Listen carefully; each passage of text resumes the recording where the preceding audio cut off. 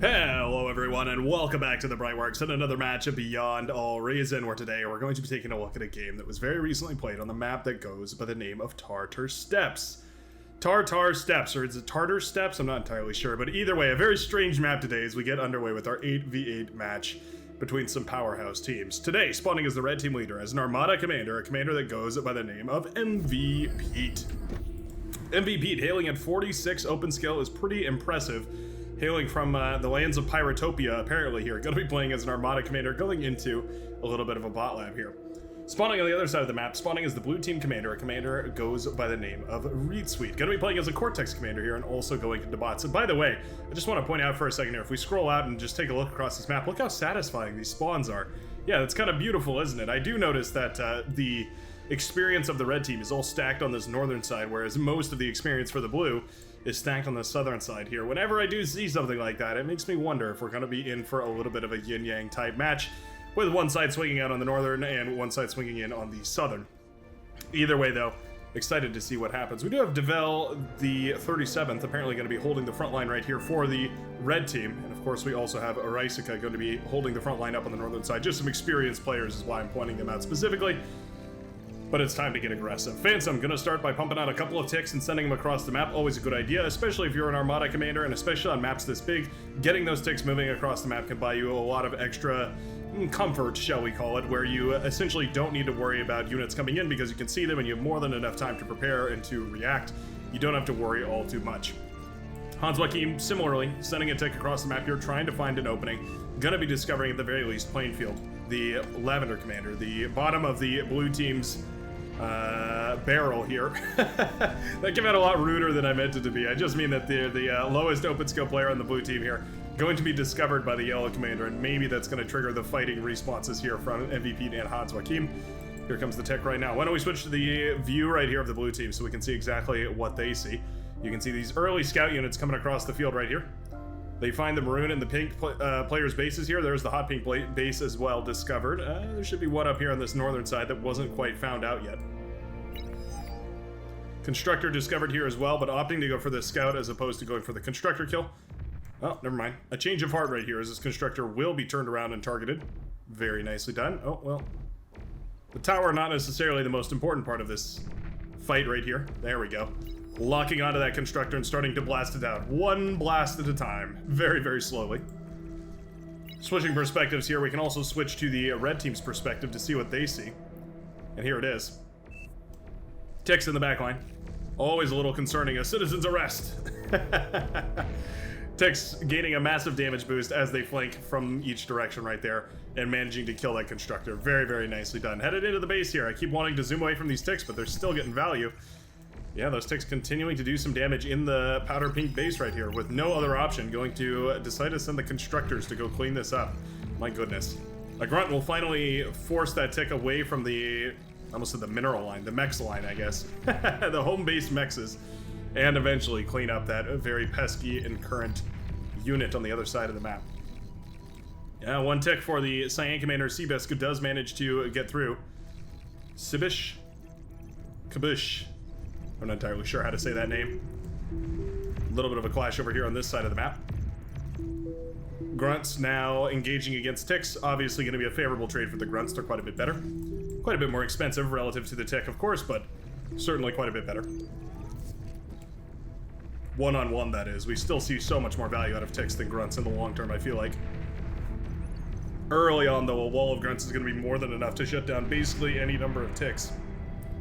It's kind of a weird back and forth between those, huh?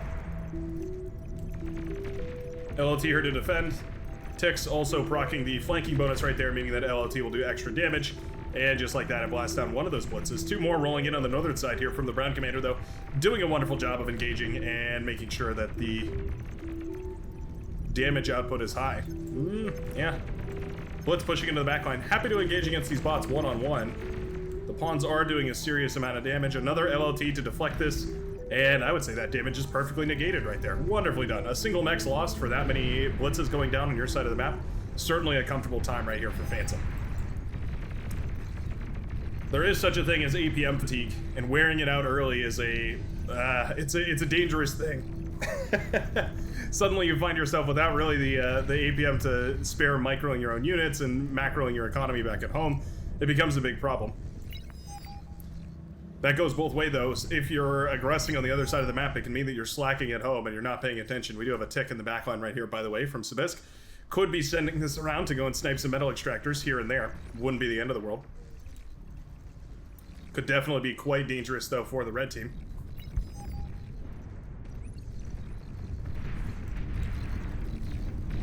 Rascal's looking for an angle.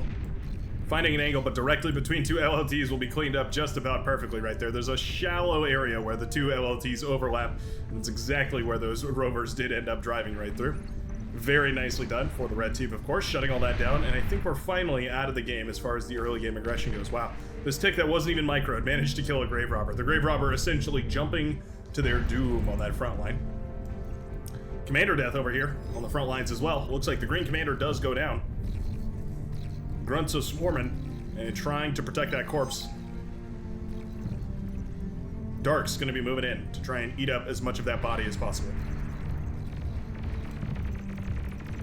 The army here for the green commander is not looking fabulous, though. Yeah, a lot of dead units, and suddenly the army isn't really up to spec right now. Both UMAL and Dark's gonna be able to eat up some of that corpse, and all of this should be deflected quite nicely. Oh, D-gun on that. I'm not sure if that was entirely necessary, but as the encroaching purple forces were sprinting forward, certainly a little bit concerning. Yeah. Massive run by on this northern side. The red commander being overwhelmed by a whole bunch of grunts pushing into the backline here. The beaver turret will barely go down, but not before it manages to kill a whole swarm of those grunts and deflect this attack quite nicely here. Yeah, looks like we are indeed going to rebuild that beamer turret. I think it's a good idea. Beamer turret's so extremely good against those early game units. Ticks, pawns, grunts, rovers, rascals, all the early harassment units they're very, very exceptionally powerful against. Retweet, our blue team hero, going to be trying to aggress with a little bit of bot lab and vehicle lab shenanigans. Units in the backline. The continued aggression right here is dismantling these players. Ooh, nice shots from the aggravators. Rare that they get shots that juicy against a bunch of ticks, but there we go. Managing to clean up this base, or clean out some of those ticks in this base, but we do have more and more ticks in the backline. Oh no. Ticks are just lasering apart this backline economy. This is exactly the reason why everyone cries out to nerf the tick. It's when you have one of these games and suddenly you're the biggest tick hater known to mankind. MVP forced to retreat the tick once the construction bot latches onto it, but there's plenty more targets to run the ticks by, and without any real way to lock them down, the early game harassment is just phenomenal. Exactly what we're looking for in the early game, especially on a map this big and wide and open. Yeah. Doing a whole bunch of early game damage is exactly what we're hoping for. And it's continuing. Look at this tick. Look at this hero tick in the backline. We get in here real close. Beautiful. We'll back up to the higher perspective here. Oh, Devel 37 stomping forward right here. I think already the time is up. Yep, Orange Commander detected after D-gunning down the laboratory right there, putting Retweet in a very uncomfortable position. Retweet could win this trade, though. Yeah, that commander's not lasering because he's been cloaked. Devel actually wants to get out of this alive. Well, you know, retreating back to the LLTs here, and there are 3 of them. Retweet, oh no, diving on the 3 commanders. Boom, go both the commanders right there, leaving 2 shiny corpses lying across the battlefields here. Losing that vehicle lab certainly sucks. That's a lot of metal down the drain. But, of course, there's a obvious way to recuperate that metal, and that's to just go ahead and snag the commander's corpse. Immediately, Resbots start eating up that metal. Going to be showering the blue commander in tons and tons of metal. We're going to need to put it down somehow. Advanced solar panels are one option, but you could also go for things like metal storage, just as a temporary fixture. There's a lot of options for temporarily eating up that metal and putting it in your bank. Most of it going to be sent, though, actually to the Cyan commander here. Interesting. One way to keep the metal on your lane is to go ahead and double down and send it to your teammate, right? Use that metal to refund their army rather than using it to rebuild your own or rebuild your economy. You can see the Cyan commander able to actually store the metal and keep it around. Resurrected tanks here are going to be the play from Retweet. I don't know if I appreciate this push all too much here. Centurion doing a great job of defending, and those LLTs will clean all this up quite nicely. Resbot's doing their best to pick up as much of this as possible, but it is a fleeting moment right here. certainly Retweet's going to need to amp up the production. There we go. We go for a vehicle lab here. An interesting transition. Not the end of the world, though. Meanwhile, the northern front is looking spectacular for the Red Commander. The army of the Seafoam Green has been diminished. In large part, that's because of the fact that the mechas have been offline for such a huge portion of this game. Resbot's picking things up is nice. We've got idle constructors and all sorts of other stuff. But eventually, you just run out of metal, and there's no more you can put on the field. Rockets friendly firing like it's nobody's business. Not a terrible engagement right there for the Seafoam Green Commander Rysika. Both forces moving in multiple different directions right here. LLT trying desperately to clean all this up, having a very difficult time though. Eventually mopping up those red units, but my goodness. The pressure has been mounting for this entire game right now. I think we've set ourselves up exactly for that sort of yin-yang situation here. We do have a couple of pawns running around trying to catch these shell shockers here. You do have to be very careful about that. Centurion marching forward here as well, and Centurion in numbers can blast out a vehicle army fairly efficiently too. Hovering over this sticky tar, you can see that tanks move at 75% speed and bots move at 85% speed, so it slows those units down dramatically. With a perfect surround though, the tanks will blast down the Centurion pretty quickly, and the Resbots now have a new operative. Resurrect the army and continue the push. Looks like that was a commander explosion up here on the northern side as the Hot Pink Commander falls just outside of their energy production facilities, or energy conversion facilities, I should say. The the brutes running over the T1 construction bots here. Fiends now out on the field. So I was wondering why we suddenly had the lapse in a hold of defense on this front line, and it's because we see a T2 transition from multiple different commanders at this point, all going for T2 labs at the same time. It means they're having a really hard time producing enough units to stay in this match. The orange commander's reinforcements are going to hit the field. The hot pink commander's reinforcements are going to hit the field. Isn't going to be fast enough, though. Meanwhile, on the northern side, a couple of bombers heading in, taking advantage of this open lane to try and knock out Rysika's main facility here.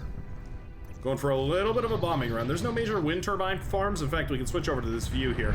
Yeah, no major wind turbines that we're targeting down here. Just kind of going after specific targets. Solar panels, wind turbines, all that kind of stuff. Bombers perfectly content to take away a couple of solar panels and some mexes if they can. But obviously, those juicy targets, the big wind turbine fields, all that kind of stuff, really is what you're looking for. The heavy laser tower not doing too well against the swarm of pawns rushing forward right here from the red commander. Genesis friendly firing all over the place as well. And suddenly this northern side is in a whole lot of trouble. Bombers continuing to connect in the backline, by the way. We do have this one moving, wow, all the way down south here towards, I suppose, what must be the only wind turbine farms that were visible. Plainfield's commander actually jumped on top of and killed right there. That's the Lavender commander falling on the northern side. Meanwhile, pressure has continued to mount on the southern side here. Resbot's targeted down right here, accidentally micro too far forward, and just like that, suddenly the tank commander is without any of that resurrection power. Centurion continuing to be a nuisance. Only 2% per blast from those Centurion, but they have so much HP that if you manage to keep them in a decent fight at a decent angle, they really can blast down units with a unparalleled swiftness. Medium tanks here perfectly content to engage against the thugs. Obviously the equivalent units, right, for their tech path, essentially, except for the medium tanks being just quite a bit better. More costly, but quite a bit better. And just like that, the tanks are in the back line. T2 mexes are up and online, which does mean we have the resources to start spamming out thugs. However, we need speedy units right now, and so indeed, you can see the TN commander going for those thugs and the grunts simultaneously, trying to have the speed to deal with all this, but just unable to keep up with this army that's now wrapping around the base and doing so much damage in the backline. Welders being sent up north. Shuriken jumping on top of a large ball of them. AA bots trying to clean up as many of these as possible. They don't fire often, but they have just enough firepower to deal with those Shuriken. The hero pawn in the backline right here, doing his very best. Sometimes one pawn, one grunt, one tick. It's really all it takes. The tank commander shared a whole bunch of Sheldon at this point. A decent unit for dealing with those medium tanks for the fact that they can kite fairly effectively. They do a decent amount of damage. I believe it's about 5% per shot when it connects head on. Not terrible, but obviously it's a band-aid on top of an open, gaping wound. Medium tank here being absorbed by the construction turret. The nice thing about doing that, oh, well, if you can manage to pull it off, that is you get the full metal cost of the unit back, right? So if you manage to pull that off against a T3 unit or something like that, yeah, you're gonna be pretty well off. Sprinters, sprinting forward as their name might imply. Looking for juicy targets. They do manage to pop some E-converters, that hurts. Purple Commander now down, a little bit of metal production here. Welder's essentially the ideal unit for dealing with this, but there's only so much they can do, and the problem with Welders is, of course, that they need to be in position already. Hounds not in their Gauss mode are going to have a really hard time dealing with the Sprinters here. Sprinters in the backline. Having a feast. The Lavender Commander spared for some reason. There we go. Yellow units marching forward here, just a smidge outside the range, apparently, of this base. Not going to target down the LLT, the one thing that's actually doing damage to them. Hilarious AI work. They do tend to do the funniest option, not necessarily the most efficient or most effective. Sprinter here going to kill itself on the wind turbines as well, but it manages to chain react most of them, so I'm pretty sure that it's content with those kills. Most of this cleaned up, though. Alright. Where are we in terms of battle? Well, just about equivalent here. The tank commander pushed back into their base here. The Lavender commander killed, so I guess a slight advantage to the red team positionally speaking. Economics-wise, the red team pulling ahead by nearly double over the blue team. A massive, massive economic benefit right here. Largely in part to metal extractors, I want to say. Yeah, loads and loads of T2 metal extractors claimed all around the map. Sumo's moving into position to intercept a bunch of medium tanks, trying their very best. Fiend's going to be quite good too, but there is some heavy tanks mixed in here. Yeah, those Tiger tanks can really dish out some damage. Just like that, the Fiends are blasted down. Not ideal to have to traverse on that tar, but it does, of course, open up interesting lanes to take advantage of, and if those end up putting you in the enemy backline, it's well worth it. Wind turbines. Chain reacting somewhat here. It's not a self-enclosed chain reaction, but it is a chain reaction nonetheless. They still damage each other when they explode. One apart spacing means you'll only protect it against them chain reacting off each other. It still means they're going to take quite a lot of damage when they go up in flames. One of the more explosive units in this game. Heavy tanks, trying to find value. Looking for opportunities here. Not finding really the labs that they're hoping for. I think they're looking for big build power clumps. I think they're looking for big E-converter clumps. We do have a few of them here, but all said and done, these bases are nicely constructed and a little bit separated, meaning that even if one part takes damage, it's still going to be recoverable. Medium tanks in the backline, though, having a feast. Enjoying a splendid vacation, tearing apart wind turbines with no resistance. Meanwhile, medium tanks up against the hounds right here. When idle, medium tank loses to hound, certainly. Dangerous army on that northern side. Purple commander going down in the middle of the map. Why was that commander so far forward? Well, you know what, I guess it wasn't really that far forward. With the middle of the map being about where the pink and maroon commanders are, the purple commander was pushed pretty far offline right there. Forced to play into there. Yeah, forced to play very far forward on a front lines that's collapsing rapidly. Green tanks trying to save the day on the southern side. T2 vehicle lab up and running over here. Not bad. Sumo's completely without power at this point. Not sure exactly what's going on. We've got a fusion reactor coming up. Apparently eating up a large majority of the power right here for the hot pink commander, meaning that those Sumos have no ability to fire their guns. Unfortunate timing right there. The blue team is counting their lucky stars, though.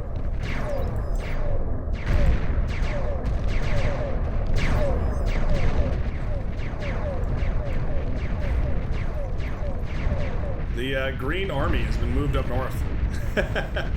A massive, massive green army up north right here. I wouldn't mind seeing these units handed over to the Lavender Commander. Usually best bet is to go ahead and hand over those units so you don't have to split your APM two different directions. Generally speaking, that's the wisest decision. That way you can focus on controlling one army at a time. You're not accidentally microing back the wrong units, especially if you're using auto groups. Very easy to accidentally pull all your units that you meant to keep in one position away from some spot on the map. Sumo hiding up on the high ground here. Bulls say no thank you. And down it goes. Just a few volleys. Medium tanks also having a grand old time. Yeah, you know what? Medium tanks having a wonderful time mixed in with those heavy tanks. They both have quite a tremendous amount of HP. That's the powder pink commander going down right there.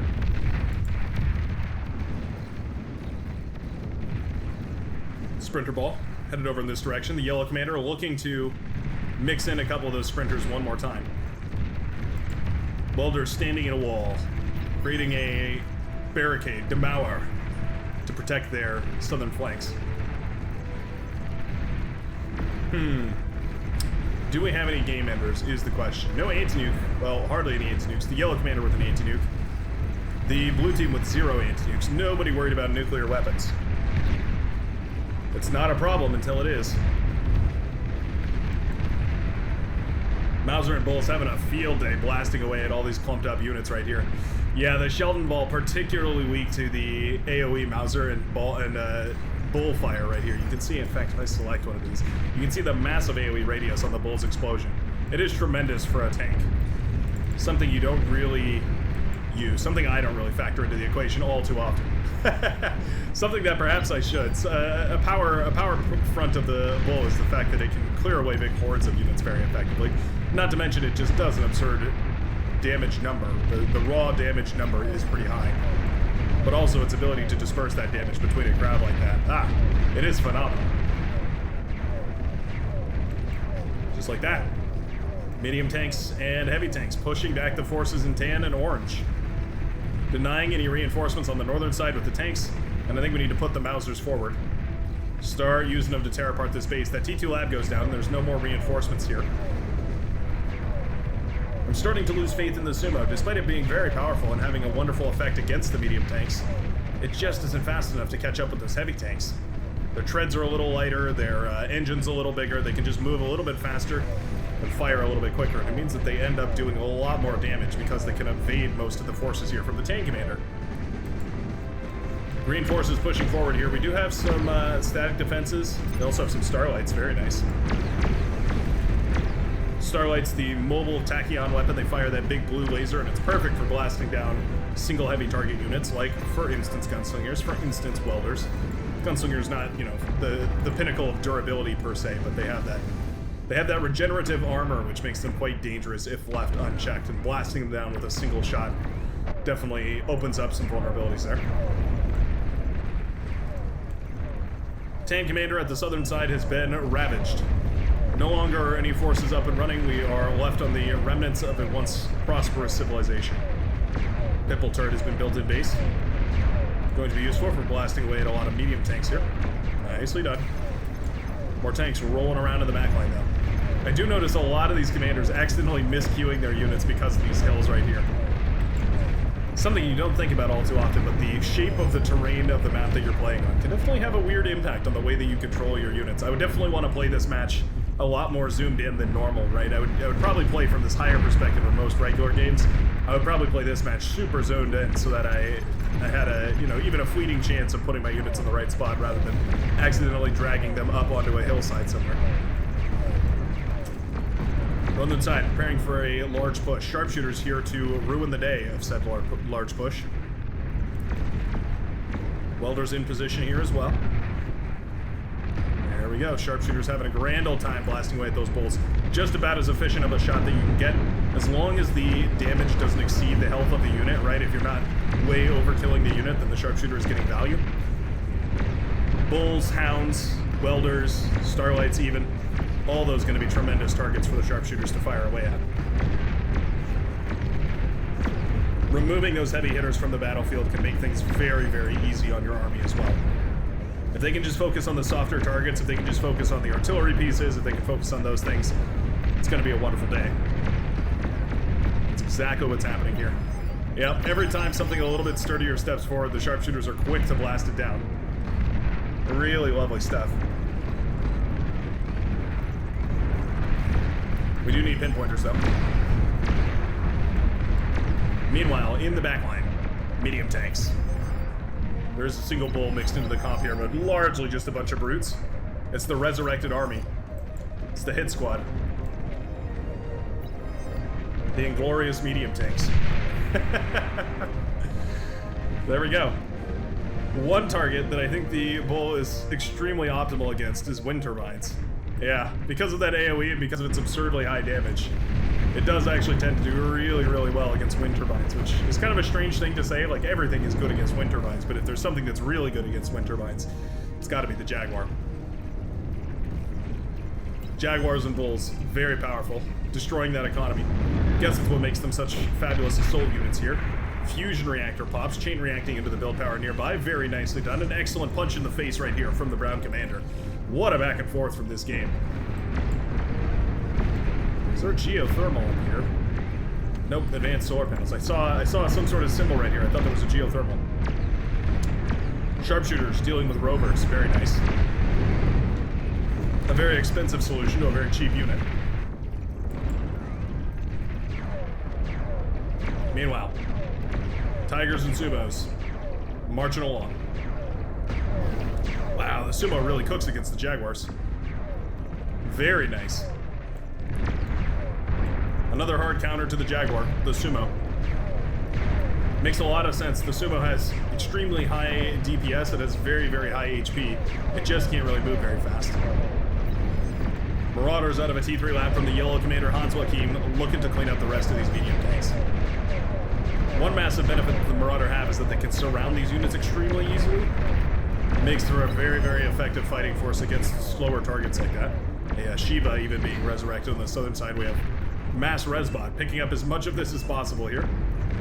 I don't mind it, but we do have the ticks running forward at this point. They've found the bowl of units right now, and it only takes one of these Shiva to get a little bold with its projectile, overcorrect, and accidentally fire away into the mix of all of these Resbots. Meanwhile, lightning tanks from MVP, ravaging the northern side. This is a dangerous position to be in. Suddenly forced to fight northward, which of course means you're no longer going to be fighting your front line. Interestingly, though, the Brown Commander is also dealing with the same situation. Yeah, it looks like Mel, pardon me, is going to be up against exactly the same kind of situation here. It's going to be going ahead and trying to defend their flank from an aggression. It means that they're no longer fighting the front line either, so both teams fighting each other in a weird roundabout kind of way. Still fairly effective, though. Welders trying to blast away whatever they can. They don't have enough energy to fire their welder cannons, apparently.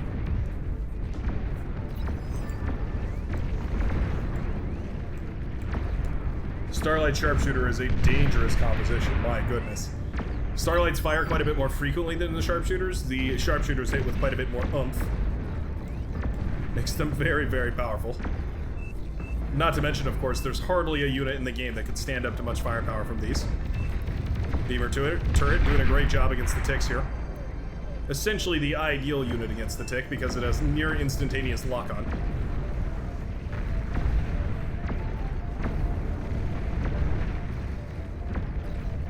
What will it do against 400 sharpshooters and 400 starlights rolling forward, though? What a wombo combo. I love it. That's a combo made in heaven right there. Can we get some cool action shots, please? There we go. Beautiful. Beautiful. And it looks like with that, unstoppable army on the northern side and those wonderful action shots indeed. Apparently enough to demoralize the blue team and convince them that this game is over. A brilliant push through the southern side, and in fact the blue team winning every award here. It'll be the red who managed to claim this victory in this very close game of Beyond All Reason. Lovely, lovely stuff from both these teams. GG to everybody who played. Thanks a ton for watching. I sure hope you enjoyed. Consider subscribing if you're interested in daily Beyond All Reason videos. I do post one cast a day, and so I'm happy to invite you to the Brightworks, where we have a Discord channel as well, linked down below in the description section, of course, with tons of other fun people from the community. Hope you have a fabulous rest of your day, and I will see you in the very next one. Peace out, everybody.